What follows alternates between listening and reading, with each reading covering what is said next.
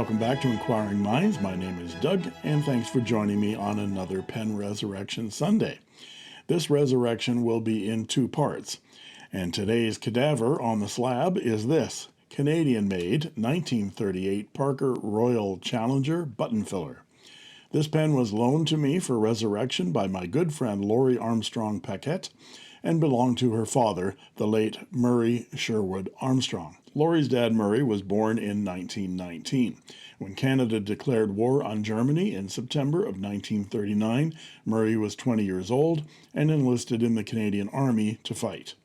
His mother purchased this Parker Royal Challenger to encourage her son to write letters back to his family when he was overseas. That's where the fascinating story of this pen begins. I think the story this pen carries with it is every bit as important, maybe more important, than its resurrection. And Lorie has permitted me to tell you the story here. All of 20 years old, Murray Anderson was deployed from Toronto, Canada to England and then to the European theater, specifically Holland. He used this pen to write home to his friends and family. Lorie knows her dad was in Holland because when she was just a young girl, Lorie's brother was playing with the family dog, teasing the animal by placing sausage on its nose and getting it to beg for food. Lorie's dad got quite angry at his son, saying he had witnessed young children begging for food in Holland during the war, and no living thing should have to beg for food. Murray returned from the war and brought this pen with him. Sometime in the 1950s, the pen was damaged while Murray was visiting his brother at the family farm, and he threw it in the garbage. Murray's brother retrieved the pen from the garbage and kept it. Lorie's dad passed away when she was 11, and her uncle gave the young girl her dad's fountain pen as a memento of her father. If it hadn't been given to Lorie, the pen would have perished when the family farm burned down several months later. Lorie has had this pen with her ever since, and I'll quote Lorie here. "It has followed me all through my life during many moves. I never gave up that one day it could be fixed." Lorie and her husband Michelle, who turns acrylics and woods and makes kit fountain pens in his garage shop, have been our friends for more than 30 years. Wynne and I were at their home for dinner recently, and knowing I was a pen geek and dabbled in fountain pen repair, Lorie showed me her dad's pen and told me the story. I examined the pen, and the nib was horribly mangled. I'd say I'd take a look at it, but there were no guarantees that I could get it writing again. I'll cut to the chase and let you know that beyond all expectations to the contrary, I was able to get this pen writing again, and I'll share that process with you in this video. I haven't completely finished the restoration, however, as the parts had not arrived until just now. I just received the sack for this pen just before starting to film this. So I'll make part 2 of the video and resack this pen and get it ready to write. And I've already arranged to video the return of this pen to Lorie and have her write with it for the first time. I'm excited. But first, let's take a look at what this pen looked like before I started working on it. You've just been watching the intro to this video, this Pen Resurrection Sunday video, and you know something I don't. You know whether I was able to get this pen writing again or whether I was a failure. So I was either very, very happy in my intro or I was very depressed because I couldn't get this gnarly piece of twisted gold working again. As I probably said in the intro, this is it's a Parker Challenger. It belonged to my friend Lorie's father. He used it in the war, I think. So we're not exactly sure when he received it, but it does have his initials on it. So I'm going to triage this pen and we'll take a look at what's wrong with it, what needs to be done to it, what I'm going to attempt, and then we'll go through the restoration process and see whether we can get it writing again. This is going to be quite the challenge, the Parker Challenger. But I got some new tools, thanks to Bill, for seeing whether I can attempt to fix a nib like this. So overall, let's see what's wrong with it just from the outside in. The clip looks very, very tarnished. We'll see whether we can get that gold filled, I'm guessing. Gold up, polished again, whether that tarnish will come off. The gold band, we'll see whether that comes up. Lots of scratching, many, many years of use. And of course that engraving of those initials are very, very deep so I'm not worried about losing those if we have to micromesh or, God forbid, sand some of these abrasions and gouges and things out. Let's see the imprint here. It says, I have to get my loop out for this because I can't see it through my camera. So this is a Canadian-made Parker Challenger. It says made in Parker Challenger, Canada. And there's no other markings on it, so there's no date codes or anything. It has a blind cap which unscrews, and you can see the old and tarnished button. This is a button filler, but those threads are good, so it closes down nicely. The cap comes right off with a quarter turn, and we see the section, which is in good shape, and this section actually comes off. So pull that section out. There's no sack in there. There's remnants of the sack on the nipple, so we have to get that out. We have a breather tube right there that has to come out before we can knock that feed out of there. But I want to get that ebonite feed out to get at that nib. And that nib says Parker, again I need my loop, Parker Fountain Pen 14K Canada 1/8. It certainly looks like a 1/8. And that, I guess, would be a date code. So that says to me that nib is 1948. I was guessing 45 from the stories that I was getting from Lorie, but it might have been a pen that he received after he returned from the war. I'm not sure. But that nib, I'm guessing, is the first quarter of well, I might be wrong. I'll have to brush up on my history. That might be the first quarter of 1938. And this pen certainly would have been before the war. It looks old enough. I'm not sure about the Challenger model, but I'll brush up on that history and we'll look at that as well. But that might well be a date code right there. And let's look at the nib closer up. I'm just going to get a little closer here. And you can see the challenge. Look at that bent tine.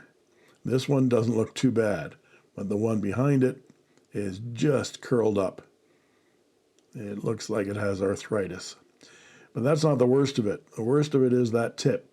One of the tips is gone. This nib will never write again properly with just one tip gone. And there's two things you can do. If I can get this straight, there's two things I can do. I can lop that off and make a stub out of it, or we can retip that tine right there with more iridium. That is a very expensive welding process. I'm not equipped to do anything like that, and it would be very expensive as well. And for a nib that's this damaged, you wouldn't want to go there. So the only chance for resurrection for this nib is to get it flat and straight first, and then see if I can get those tines together and lop that end off and make it into some kind of a stub. Let's look at the rest of the pen here for a moment. I had the blind cap off, but now you can see that pressure bar mechanism is working just fine. And so we'll get that out of there and clean it up. I don't think it needs replacement. We can pull this little brass button off of here just with a little bit of pressure. There we go. And that allows us to take the pressure bar out the front. And there it is. It's corroded, but it's not perforated. You might want to replace this, and you can get replacements for this, but it seems to be looking quite good. So I'm going to clean that up. That's going to go into the ultrasonic bath of pen flush, 90% distilled water and 10% ammonia, and we'll get some of that corrosion off of there, and we'll put the barrel in as well. Years and years of old ink and corrosion and gunk inside that barrel. Same thing with the cap. Let's see if we can take it apart. Use a little bit of rubber mat. There we go. That came off very nicely. So there's the end finial, and there's the clip. Looks like it's in good shape. We'll get in there. Look at all that old ink in there. So we'll soak that for quite a long time as well. But the real test is going to be, first of all, knocking this feed and nib out, and then getting at that nib and seeing whether we can flatten it out with my nib burnisher. So I'm going to work on what tools to use and how to protect that nib from that metal. I've got some ideas about how I'm going to do that.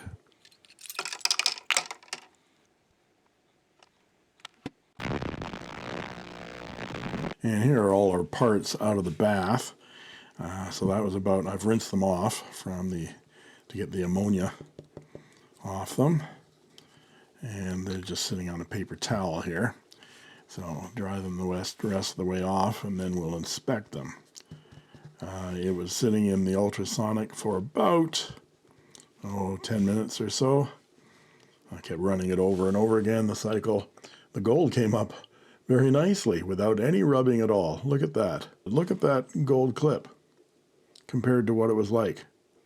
Now that's going to need some more polishing, but boy, a lot of that tarnish came right off. This will require a little bit more work, but it's improved significantly. Same thing with this. This is a piece of brass, so this will get some brass polish, clean that right up. You're going to take some scrubbing to get that interior of the barrel and the cap. So I have some test tube scrubbers for those. But I did want to show you, while I was waiting for the parts in the pen bath, this is my block for nib shaping. It's got a concave section and a convex section to put the nib on. And I took my burnishing tool, Bill's burnishing tool, and I put some double-sided tape on the inside and then wrapped a piece of soft cloth around that. And that will run up and down on the surface of the nib on that concave shape, and we should be able to get out some of those bumps. But the first thing we need to do is knock that feed out of there. So I'm going to see whether I can get that breather tube out first. See whether I can get it out with my fingers. Give it a little bit of a twist. Yeah, I don't want to grip it because I don't want to break it or squish it. Seems to be wiggling. There we go. Got it. There's that breather tube, and it looks fairly clear, but that's what I keep a guitar string around for, just to run it through and get any gacked up old ink out. Yep, there was some ink in there. I just blew through it, and I got some ink out of it. The old guitar string works. Yeah, it's pretty chunky inside there. So I'll work on cleaning that out. But let's see about knocking that feed out. We'll get Bill's block out of here to give ourselves some height. Find the right size punch. That's not it. There we go. And find the right size hole. That's what she said.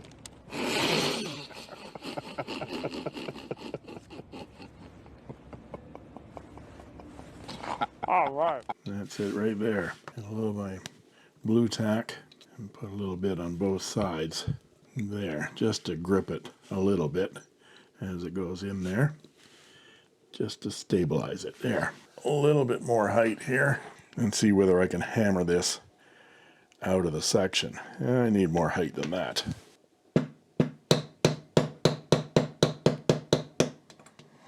And just takes that much tapping. And there. The nib and the feed are out. Get some of that extraneous ink off of there. Boy, there's a lot of dried up ink inside of that nib. Obviously, since this pen wasn't usable for a long, long time. There's that small feed. Yeah, these will need more and more soaking. There's lots of ink in there.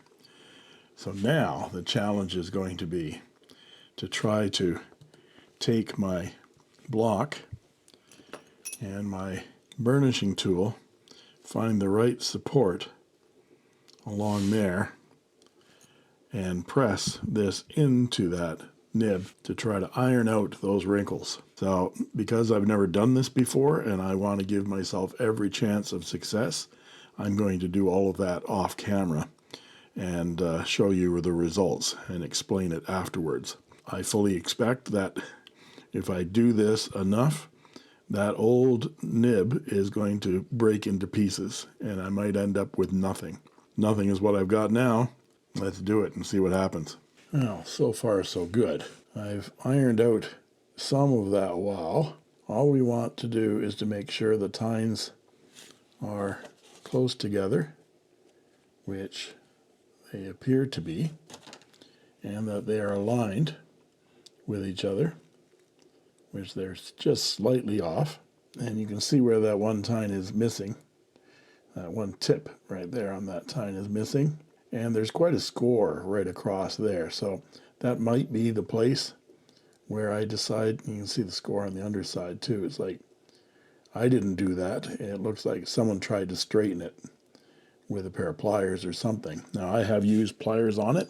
I went ahead and tried to straighten it out with my needle nose pliers. And I put it on my block. I put some double-sided tape on both sides and tried it on one side and on the other side. And I found my little plastic spudger was not hard enough. So I used the nose of my Inky Nib pellet pusher for a vacuumatic and burnished the underside of the nib to get that wow out of there, and then laid it down over top of the convex side and rolled the burnisher over top of that. So I've been able to tease it into place. You can still see that wow there, and they're slightly misaligned. But when I put it together with the feed, which I still haven't cleaned totally, you can see how the nib is looking pretty good, even though it's sprung. I can fix that because that tip is going to be gone because I'm going to cut it right there, right across, because there's no way to rejuvenate that. You'd have to grind that tipping material off of there. It's going to get down into a stub land anyway. I'm going to cut it off just about there, which will make it right about there, would make it about a 0.9 millimeter stub, or about a 1 millimeter stub, and then worry about getting those tines together. And the way I get them fully together is to do a lot of this, crossing of those tines back and forth. I keep expecting that last tipping material to pop off any second the more I do this, but I'm getting it back into shape by crossing the tines like that with my ugly thumbnails. So I think the next step is going to be to clip that off of there. Will I show that on camera? I'm not sure. Have you got stomach enough to see me take nail clippers to that gold nib and cut it right there where my ugly fingernails are? Because that's what I'm going to do. Look away. Take the children out of the room. So I've got my eyes on for this. I'm going to do it over the camera, but I'm going to be focusing on the nib itself to make sure I don't make a total cock-up of this. So forgive me if I go off camera. I'm going to try to find that mark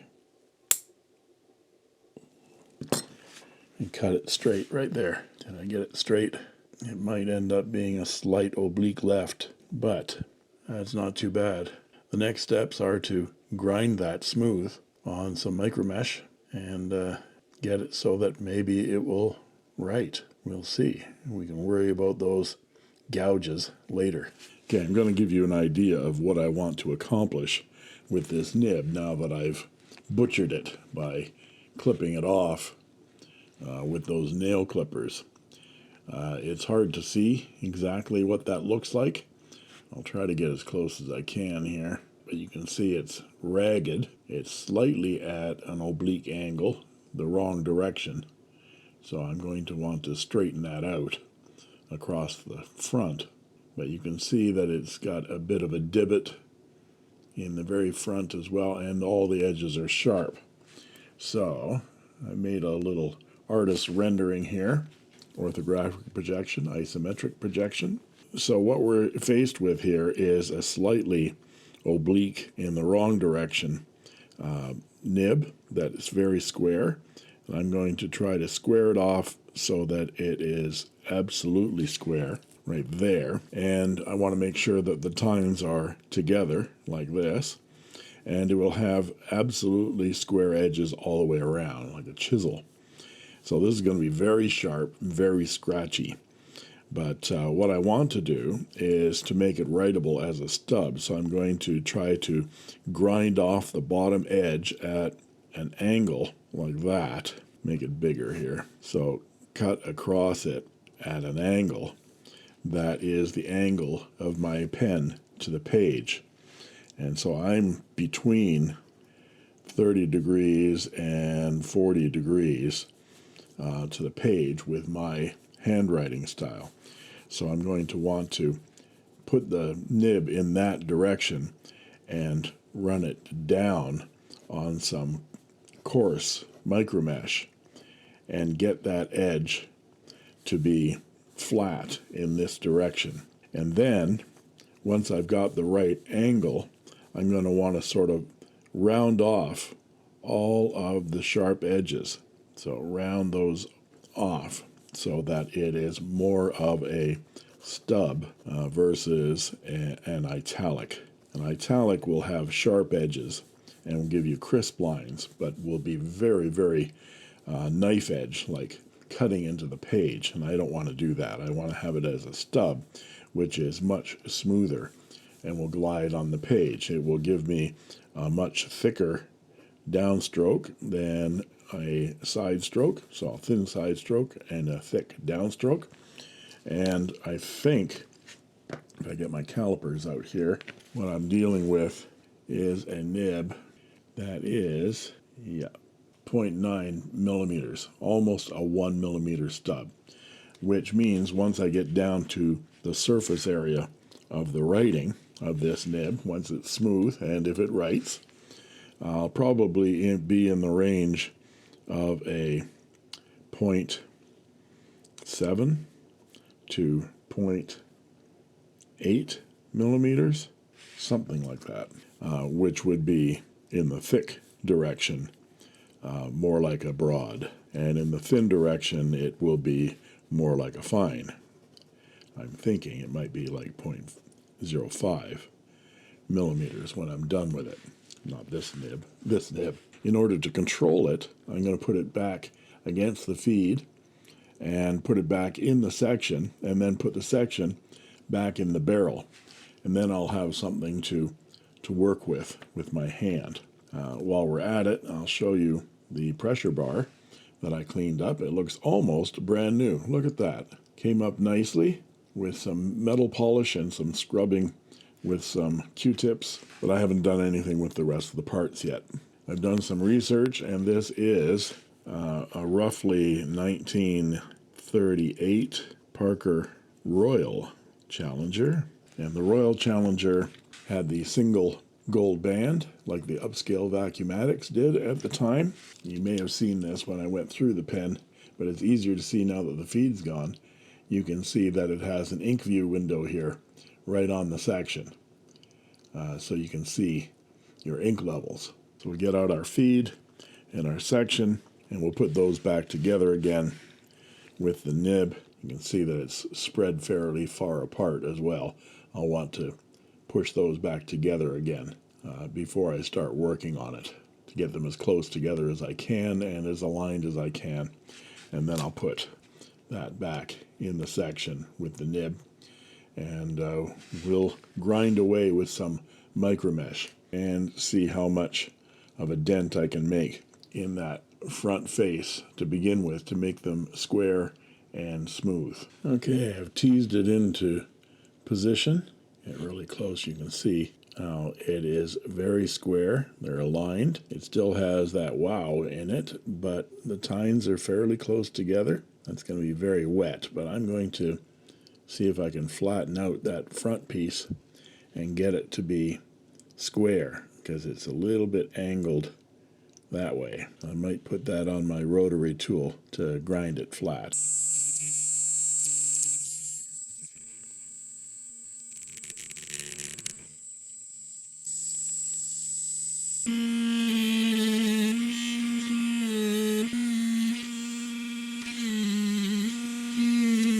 That's just a buffing wheel. The other was a grinder. So now I'm going to go at it with the micromesh. Put it in with the feed in the section, and we'll get some angle on it. There we are.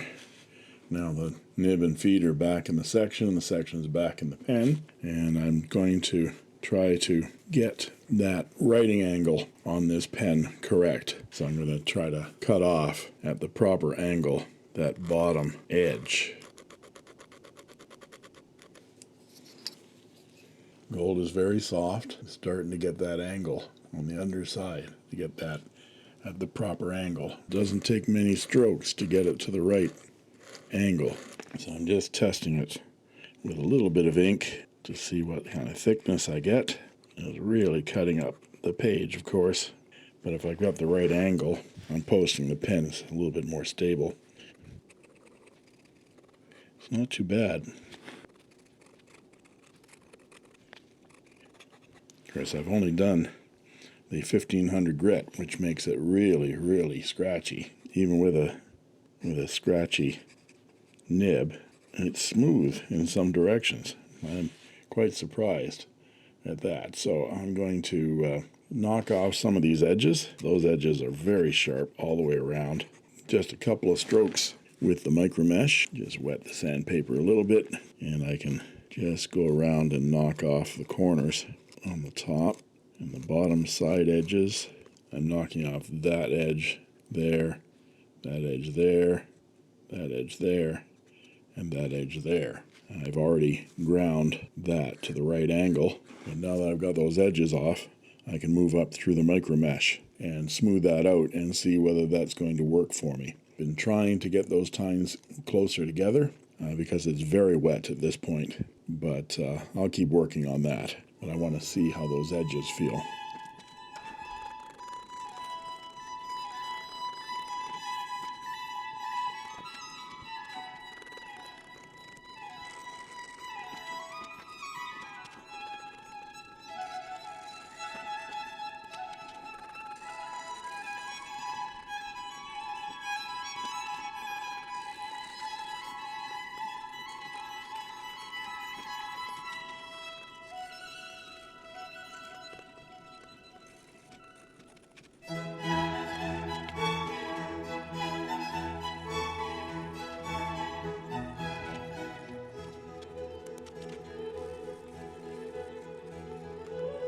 Now I've gone up through all the Micromeshes, and let's see what kind of line we're getting. It's not quite as stub-like as I expected. With a little bit of pressure it is. A flexy stub. Well, it's very wet. Very, very wet. Which might be a good thing if it's controllable. Right now I'm just dipping it. But it's extremely smooth right now. And what do you know? I'm amazed that it's writing. Look at that. It's still really gnarly looking. Oh, gnarly! But I've polished it up as well. So it's writing. So I think that I'm actually delighted at this point.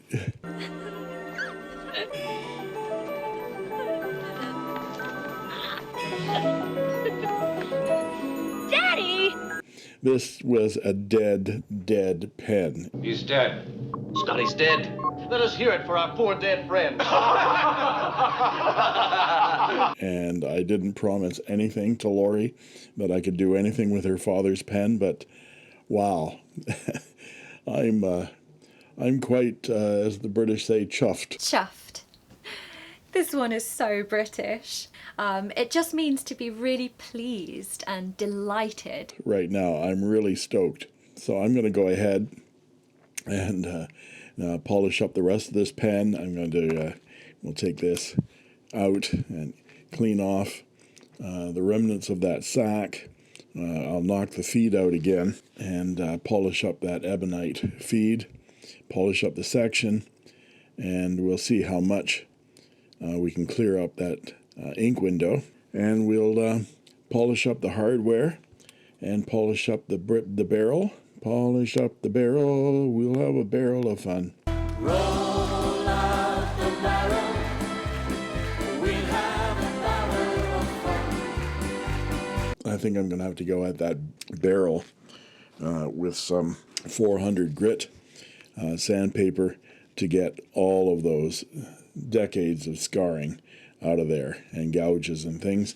We'll avoid the imprint, of course. In the meantime, I'm going to polish the rest of this pen up in hopes that it is indeed back from the dead. I can't believe it. I'll get some of this hardware shined up.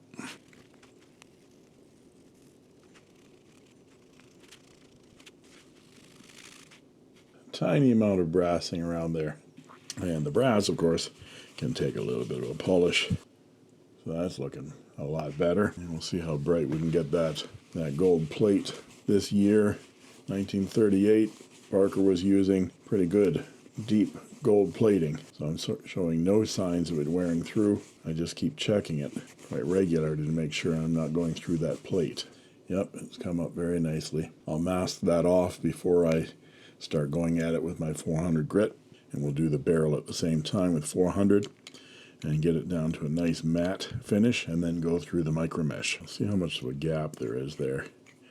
If I can get that gap removed. Oh, it closes right down. Good. I don't want there to be a gap there because when I'm sanding it, it'll round that over. And same thing with the blind cap. We keep that blind cap on there so we don't see that seam when we're sanding over it. But that's going to work out perfectly for sanding. So I've masked off that gold band. We put the end finial on and the blind cap so we can go at the cap and the barrel with the 400 grit and get out as many of those gouges as we can. That's definitely celluloid. When you sand something down, you can smell what it's made of. When you sand ebonite down, you smell burnt tires or old rubber tires. With celluloid, you smell a faint smell of camphor. This is very deep, so I'm not worried about losing that initial. There, go all the way around and inspect it and look for any more scratches. There's a bit of a, you can see how they come up. You can see that, there we go. See that little scratch right there that's that way? It's like a hook. They show up once you start sanding them. And now it's gone. And it's gone. There's another one right there. There. And it's gone. It's gone. It's all gone. Still have a bit of a ring right there. Try to get a little bit more of it out, but that'll continue to scar as the pen is capped and uncapped. Very, very faint. Okay, I think we're done with the 400 grit. Now we go through the Micromesh from 1500 through to 12,000, one bit at a time. Now I've gone through all the Micromesh from 1500 through 12,000. The pen's looking pretty good. So now I'm going to polish it up with some Anderson Pens Microgloss number 5, which is a polishing compound. And then we'll follow that up with some Microgloss number 1, which is a polish. When I got to the 8,000 grit Micromesh, I took the masking off the gold band and allowed that very fine Micromesh to polish up the gold as well. The polishing compound has a very fine grit in that liquid, and I can feel it warming up the celluloid as I buff. So it's actually taking material off. A microfiber cloth, polish it up. It looks pretty good. So we still have the engraving, very deep, and we still have the imprint, made in Parker Challenger, Canada. Now I'll do the same thing again with the Microgloss number 1, which is a very, very fine grit polish. You see the liquid is much thinner. And there we are, almost as good as new. Look at that.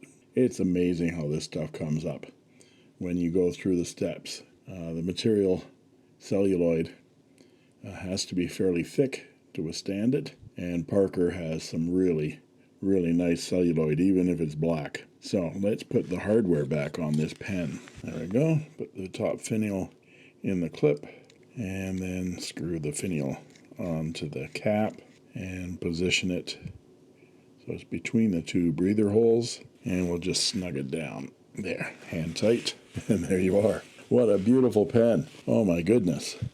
Look at that. I think Lorie is going to be absolutely thrilled with this. When I first looked at it, deep down I never thought it would write again with that twisted and broken tine. Now that it writes and writes beautifully with a wet, smooth line, I feel like I can cure a rainy day. It won't die. By golly, Jim, I'm beginning to think I can cure a rainy day. Can you help? Helped it? I cured it. The latex sack to complete this restoration arrived just as I was filming this, so I'll film the resacking of this pen and add it to next week's Pen Resurrection Sunday video when I'll return this pen to Lorie and have her write with her dad's pen on camera for the first time. So please make sure you join me then. And there you have it. And as always, thanks for watching. And that's all she wrote. I made this.